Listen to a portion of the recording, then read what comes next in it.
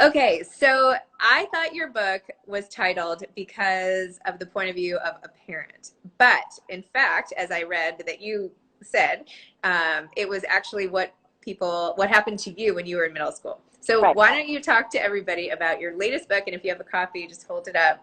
And Right behind me. I keep trying to put it myself in the frame somehow so that it shows. This is yeah, it. It has a nice awesome. name. A nice. I love the feel of the paper too. Just to the extent that that matters. It all matters. So tell us about this book and what made you write it. What made me write it was the incredible difficulty I found in being a middle school parent. Really not because of my daughters so much as because of the fact of being a middle school parent, meaning being among other middle school parents, which seems to be the story of my parenting life. I mean, all like you put all my work together, it could be called, hell is other parents or something like that. It was just really hard to be in the little pressure cooker of our community with the middle school social stuff that's normal, that always happens going on among the kids, and then seeing very similar things play out among the parents. And I found just generally, including just watching what was happening to my daughters, that it was really affecting me really, really deeply. I was really suffering, and I couldn't find any sort of explanation for it. There wasn't anywhere to turn to be able to get a hold on what I was experiencing and why I found it so hard. And there were no books about this that I was seeing, and nobody was really talking about it. So I happened to find, I don't know, earlier, I guess, a couple months ago, um, an email that I wrote to the school counselor at the time that said, I wish I knew who the 12-year-olds were who were walking around inside of us. And that really was the thought that led to the whole book. And I mean, the idea for the book that this could be a book didn't come to me until a few years later. I mean, I think you have to be outside of an experience to be able to write about it. But that was really the original impetus, because the kids were not so bad. We all had this lead up to expect them to be these horrific monsters, and they really weren't. They were just kids, and it wasn't all that different from when I had been their age. But the sort of parent machinations were completely new and weird to me and seemed to make whatever went on with the kids worse. Interesting. So how do you deal with the parents? Like, what do you do? Well, I just withdrew, but I don't think you can. I mean, I think that you have to practice self-management, and that really is what the book leads up to. And it explores. I mean, it doesn't just explore parent experience. It also talks about just what the middle school phase is, why it's so hard, why we remember it as being so hard, why it has such a hold over us and seems so determinative, of kind of who we become later. And a lot of it is about sort of understanding what the phase of life is, what it represents to kids, but also what it represents to adults, because it's adults who define it, you know, and who kind of create the structures in which kids live it out. So, there's a lot on that and tracing that. And then there's a lot on just kind of self management, being more self aware of what is getting triggered in you when your kids are going through that phase of life and why it's so triggering. It has been triggering for parents for a very, very long time. And then, what you can do about it in order to make life better and easier for your kids. And you mentioned in the book how at this period of time, there's something literally with your brain that makes you imprint these memories in such sharp, vivid ways. Tell me a little more about that. Well, we tend to remember what happened to us in middle school, especially the negative stuff, so strongly. That pain, I would interview people for the book. I interviewed about 125 people, mostly talking about their own middle school memories. And they were the most intense and incredible interviews I've ever done, because when people tell you their middle school story, it's as though they're encapsulating their entire life, in 2 hours. And there's a reason for that biologically. I found out in the course of the research is that, the middle school period, early adolescence, is a period of brain growth and change and development that rivals in importance only the 0 to 3 period. which is why brain scientists have started calling it the second critical period. And part of what happens at that time, the kinds of new connectivity that form, mean that you remember your memories stronger than at any other point. And your memories of what happens to you socially in particular stay with you because whatever has to do with social life is the most important thing at that time of life. It goes in deeper. You care more than ever before. You're more attuned to it. What other people think, how other people look at you, whether they're talking to you or they stop talking to you. These feel like life and death experiences, and they get remembered that way. And the problem with that later on when you're a parent is that you bring those kind of life and death, extreme pain, extreme feeling expectations to what's going to happen to your kids. And then whatever does happen to them, you react from that place. And, what I lead up to saying in the book is that we have to not do that because that is not helpful. It's painful for us, but it also does not lead them up to something better. We end up going down to their level. I also found it super interesting that you said that actually being part of the cool clique in middle school is associated with more risk factors, and I couldn't believe that. So tell me about that. Well, that's something that social scientists have found looking at this over time, and it's incredible what a body of research there is on popularity. I mean, it tells you what a big problem it is, not only for kids, but for adults looking back on it, that you've got this voluminous body of research. And going back to the 80s, um, it was discovered that the phrase was used, a cycle of popularity. And this was description of seventh and eighth grade girls, but that basically because to climb the hierarchy, you kind of need to step on other people. You can get up to that peak, but you will necessarily be dethroned at a certain point, and then there's nowhere to go because you've pissed off so many other people along the way. And it's sort of a vicious place to be most of the time, right? Because the popular crowd is by definition an exclusionary zone, right? So somebody's got to be out in order for others to be in, or someone's going to be down in order for someone to be at the top. So it's perennially an insecure place. The kinds of traits that lead to popularity in middle school, especially in middle school, are not necessarily the traits that go with being super nice, but also that don't go with being very happy.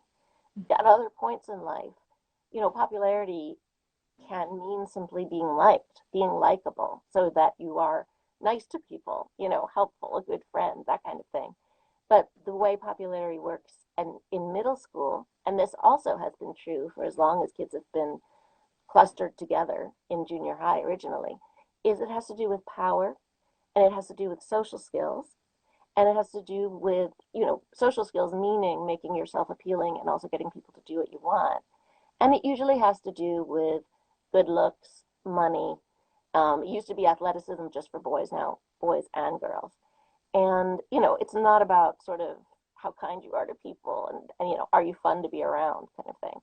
Um, so it's a tough place. And in the interviews, talking to former popular people, people who are in the popular clique, by and large, for the most part, they didn't describe it as a happy time. There was one woman who definitely did, who said to me, I peaked in eighth grade and, felt it was kind of downhill from there for her socially in high school and college, which also is a common thing that happens. A psychologist said to me, the social skills that make you popular in middle school often are not the skills you need to be popular in the larger sense in high school and college. So that piece of things is just fascinating. That is really fascinating. I feel like that should be very comforting to the many, many middle schoolers who are not necessarily, the ones with 8,000 Instagram followers, in their bikinis and whatever else right now, who are the popular girls. At least I don't know. In my daughter's, I shouldn't even repeat this, but anyway, I mean, I have two. Work to be done on that, right? Whether it's parents. I mean, often they don't want to listen to parents or schools to take apart the notion of popularity and talk about it. And kids that age are really interested in the wider world and they're capable of a lot intellectually. They're really growing into the minds that they will have for the rest of their lives. And they love being able to sink their teeth into something juicy, and get away from worksheets or grammar exercises. And they really ought to be talking about in school what popularity means, learning that social scientists define two kinds of popularity. They studied the two kinds of popularity, the one that has to do with being liked and the one that has to do with having power. And they look at what happens to people over their lifetime, when they're strong in one or the other or both. Some people have both. Um, and what it all means and what the cycle of it is and how it fits with actually being a happy person and having good friendships. Because they would relate to that. I have found that in talking to you kids that age. They relate to the idea that their lives are really complicated, that all this social stuff is super complicated and it's not as sort of black and white, even as adults tend to perceive it or talk to the way adults tend to talk about it. Interesting. Well, I feel like this is useful info for both parents and kids. Um, when I first read the title of your book, and I thought it was, and then they stopped talking to me with the headphones and all the rest, I thought it was that the kids were never going to talk to me again. And I've been sort of bracing myself for that to happen with my almost 13-year-old twins. So I wanted to like get on top of it and stop it. So it also can relate, and I know you're happy with the double entendre of the book title, but for the parents who are worried about this lack of communication that starts to happen among middle schoolers and this disconnect, what can parents do about that? One thing I think we shouldn't exaggerate it because it varies kid to kid. It's hardwired that they're going to pull back, that they're going to want to start to be their own people, with their own world, their friends, exploring the world, discovering how they feel about different things and who they're going to be and who they're going to be outside of the family.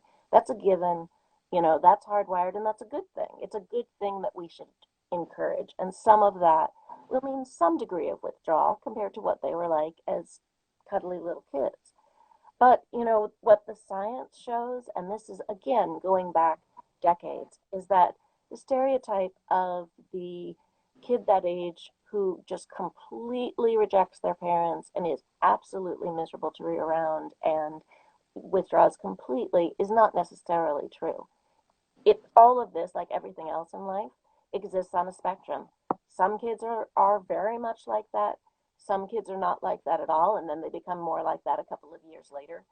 And most are somewhere in the middle. The break isn't complete. And as you know, for me, the title didn't mean that at all. For Right. me, the title was coming to school and finding that none of your friends are talking to you. Because that happened to me, and that happened to quite a number of the people I interviewed. This is a common way that middle school meanness or power struggles or whatever play out. And I didn't even realize anybody would take it the other way until I had a mock up of the cover and people looked at it and started understanding it that way. And at first I was worried about it. And then I thought, no, that's great because if it works on the two levels, and a lot of people do have that experience with their kids, especially boys, I think, then, then great. More power to the title. You have been sort of helping parents along the way through from the beginning up through now. You've been this force for good for parenting, giving information and no, I mean I think you bring to it all of your personal experience, but then all the research and then interviews and sociological perspectives and all the rest as people to kind of go through the lifespan. So are you now, is your next, like, I don't know how old your daughter is now, but are you going to focus, is this like your thing? Are you going to do like a college empty nest situation after this one? What do you think? That's funny. I hadn't really thought of that. They're now, I have two. I turned them into one daughter in the book to preserve their privacy, and the privacy of those around them. Although I don't really write about them that much. I mostly write about my own experience because I do want to preserve their privacy. And it worked. They couldn't even tell which story was about who. So I thought if they can't tell, then that's good. But they're now 20 and 23. So this experience is pretty far behind me. Again, I think that's a good thing because you work through things you digest. Um, I really wasn't planning on doing something like that. I actually want to write about shattering experiences. I want to write about what happens when people have experiences that make their whole world feel strange to them. How that happens and then how they move on. How they recover to the extent to which they do recover. So that's where I'm thinking now, but maybe I should do what you're saying. I'm not sure.